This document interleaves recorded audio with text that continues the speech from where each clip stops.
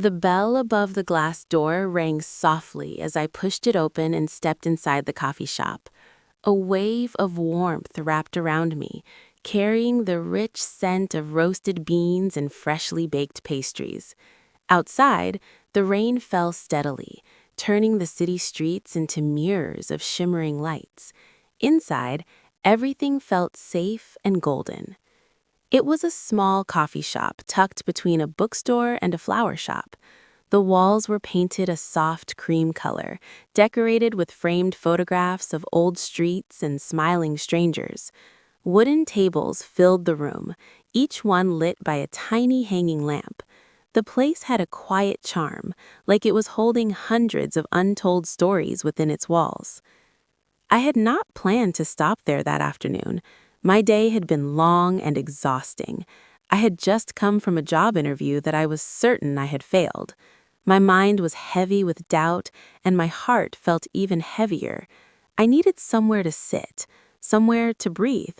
That's how I found myself at the coffee shop. I chose a seat by the window. Raindrops raced each other down the glass while people hurried past with umbrellas. The world outside looked rushed and restless, but inside, time moved slowly. "Good afternoon. What can I get for you?" a warm voice asked. I looked up and saw a young barista with kind brown eyes and a gentle smile. He wore a dark green apron and a name tag that read Daniel. "Just a cappuccino, please," I replied softly. He nodded and disappeared behind the counter. I watched him move with calm confidence, carefully preparing drinks as if each cup mattered deeply. There was something comforting about that, the idea that even something small like coffee could be made with care. When he returned with my drink, he placed it in front of me and said, "Rough day?"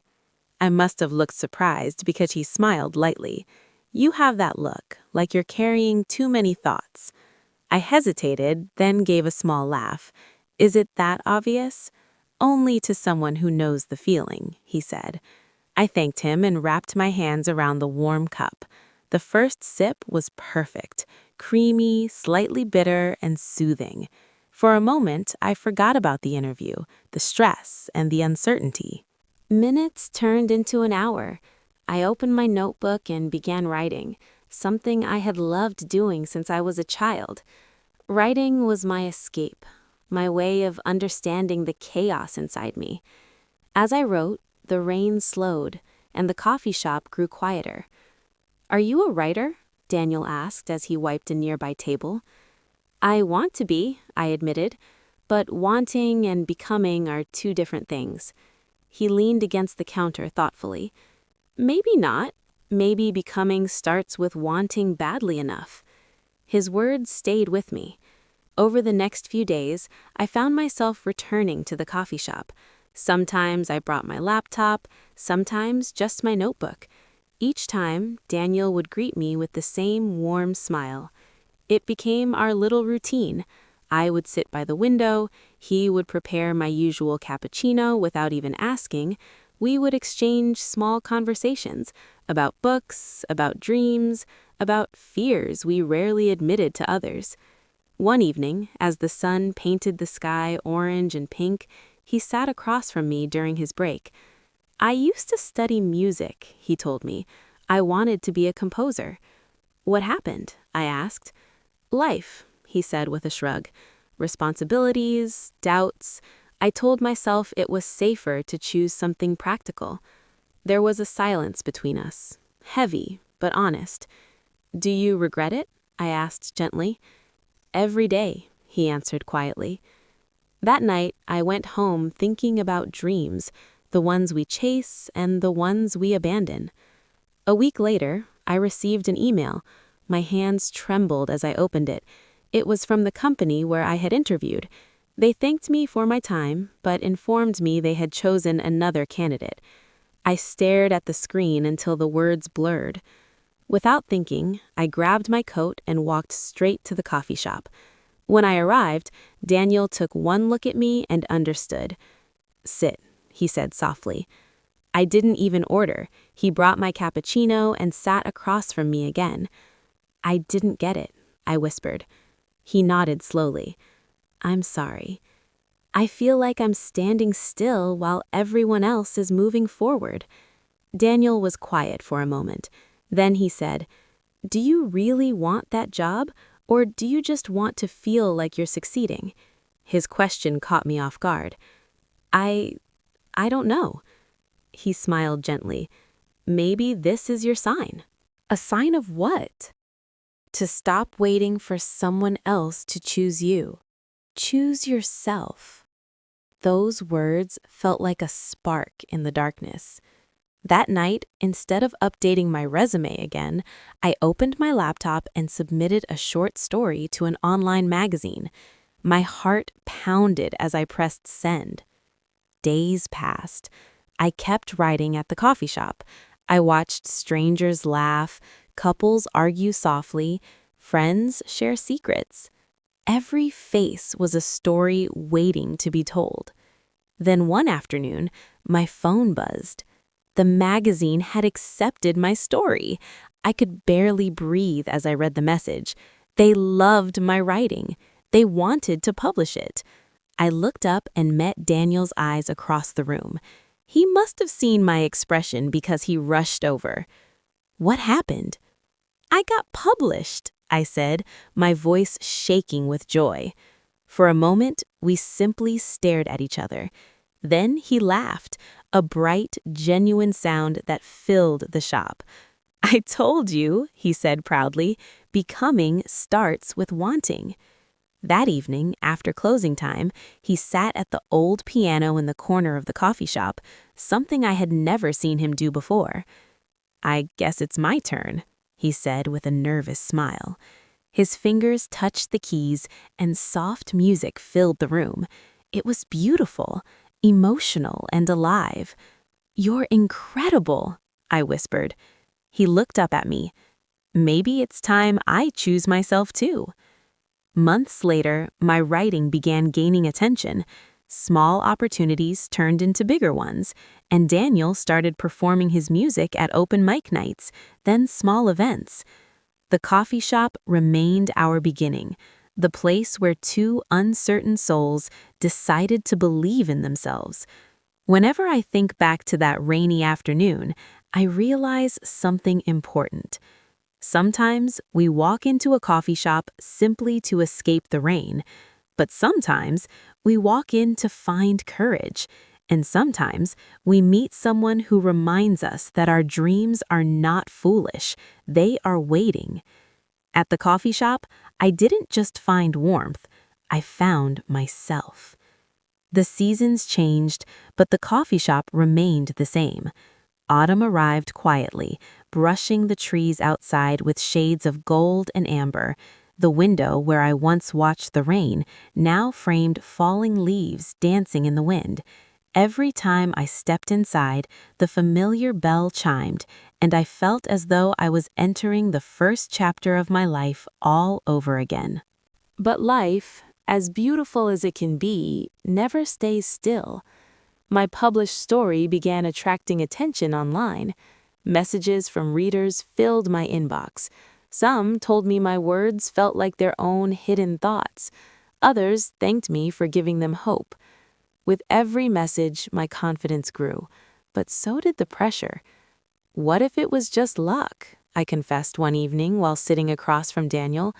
The shop was nearly empty, soft jazz playing in the background. He stirred his coffee thoughtfully. What if it wasn't? I sighed. I'm scared that the next thing I write won't be good enough. Daniel leaned forward. You're not writing to be perfect. You're writing to be honest. That's why people connect with you. His words had become anchors in my life. Whenever doubt tried to pull me under, he was there, steady and calm. Meanwhile, Daniel's music was slowly finding its audience. He began posting short clips online. One video, a soft piano melody inspired by a rainy afternoon, unexpectedly went viral. The irony made us both laugh. Looks like the coffee shop is magic, I joked. Or maybe it just gives people the courage to try, he replied. One Friday night, the owner of the coffee shop approached us with exciting news. "I've been thinking," she said with a smile. "Why don't we host a creative night? Music and storytelling. You two could be the first performers." My heart skipped. Perform? In front of people? Daniel looked at me, his eyes sparkling with excitement and fear at the same time. "Let's do it." The days leading up to the event were nerve-wracking.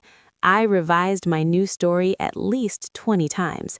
Daniel practiced until his fingers ached. We were both terrified of failing in front of the very place that had given us hope. The night of the event, the coffee shop was fuller than I had ever seen it. Every table was occupied.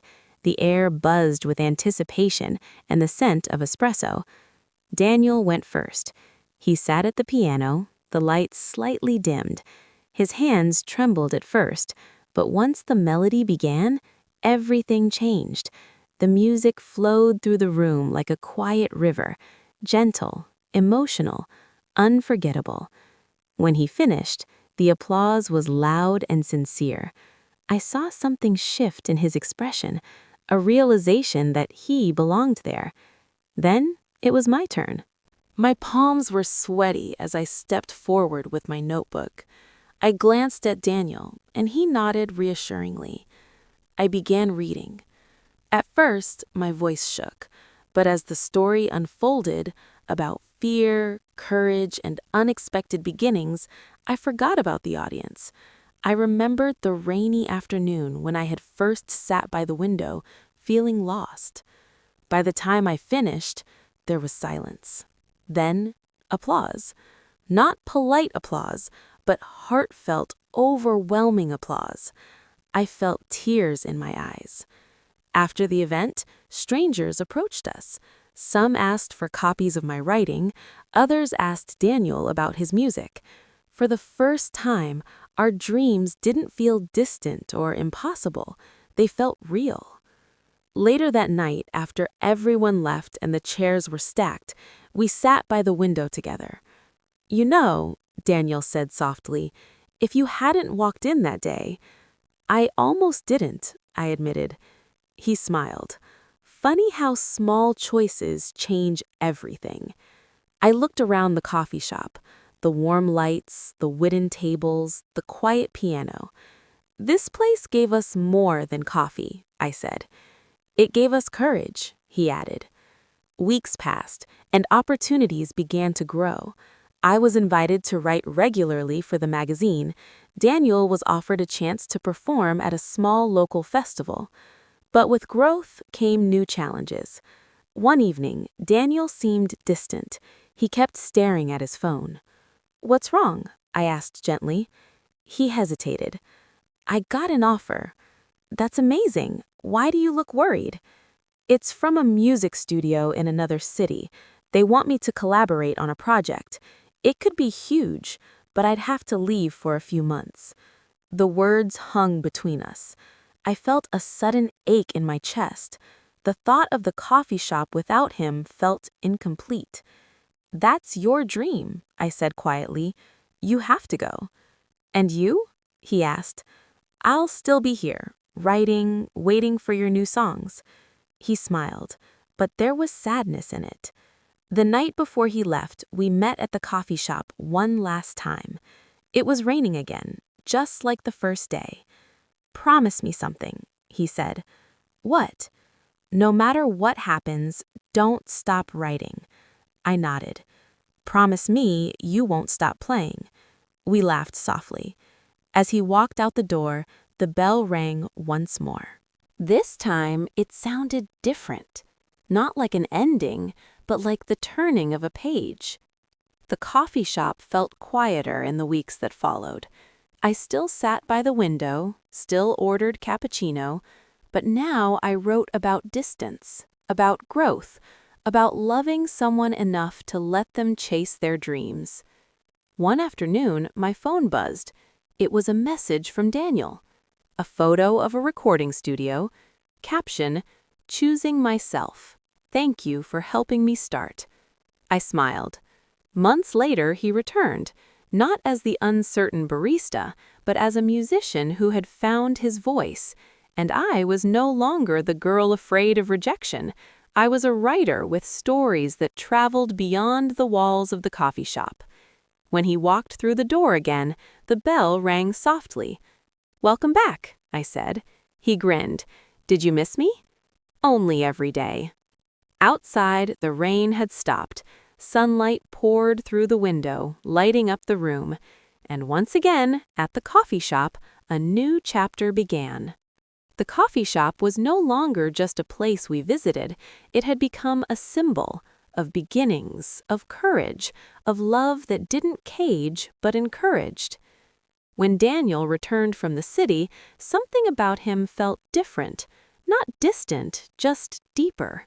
His music carried new layers of emotion, and when he played at the piano, people stopped talking entirely. They listened. And I was no longer writing only from fear. I was writing from experience. One evening, as golden light poured through the window, Daniel placed a small envelope in front of me. "What's this?" I asked. "Open it." Inside was a printed poster. "Creative Evenings at the Coffee Shop," featuring live music and storytelling, hosted by Daniel and my name. I looked up at him stunned. "Hosted by us?" He smiled. "The owner agreed. Once a week, we turn this place into a stage for dreamers." My chest tightened, but not from fear, from pride. And so it began. Every Saturday night, the little coffee shop transformed. Fairy lights were added around the windows, the chairs were rearranged, the piano stood proudly in the corner. Writers, singers, poets, and painters began showing up. Some were confident, some trembled as they held the microphone. And every time someone hesitated, I would remember the girl who once walked in on a rainy afternoon, feeling lost. "You can do this," I would whisper to them, because someone once whispered the same to me.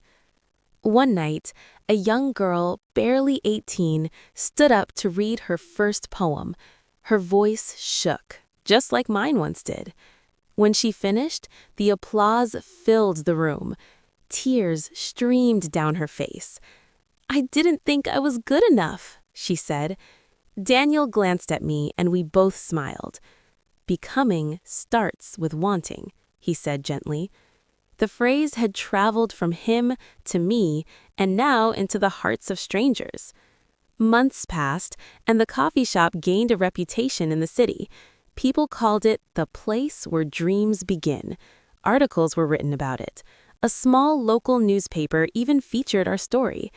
But success didn't change the most important part. Every now and then, on a quiet afternoon, when the shop was nearly empty, I would sit by the window with my cappuccino. Daniel would be behind the counter, just like the old days, and we would catch each other's eyes. "Rough day?" he would tease. I would smile. "Not anymore." One evening, after closing time, we stayed back as usual. The lights were dim, the world outside calm and quiet. "I've been thinking," Daniel said. "That's always dangerous," I laughed. He walked toward the window, the very spot where I first sat months ago. "Everything started right here," he said softly. I joined him. "You walked in because you were lost, and somehow we both found direction." I looked at him, understanding what he was trying to say. "Are you afraid?" I asked. "Of what?" "Of what comes next." He paused. "Not anymore." He reached into his pocket and pulled out something small. My heart skipped. It wasn't dramatic. There were no crowds, no music playing in the background, just the quiet coffee shop, just us. "I don't know what the future looks like," he said, "but I know I want to build it with you. More stories, more music, more Saturdays here." He took a breath. "Will you stay with me, not just in this coffee shop, but in everything that comes after?" Tears filled my eyes before I could answer. "Yes," I whispered. Outside, the streetlights flickered on. Inside, our beginning found its forever. Years later, people would still come and ask about the story of the coffee shop. Some would say it felt magical, but it wasn't magic. It was courage. It was two people who almost gave up on their dreams. It was a rainy afternoon and a simple cappuccino. It was choosing yourself and choosing someone who believes in you. Now, whenever the bell above the door rings, I smile. Because I know someone new is walking in, maybe tired, maybe uncertain, maybe carrying too many thoughts. And maybe, just maybe, this place will change their life too. After all, it changed mine. At the coffee shop, I didn't just find success. I found love. I found courage. I found home.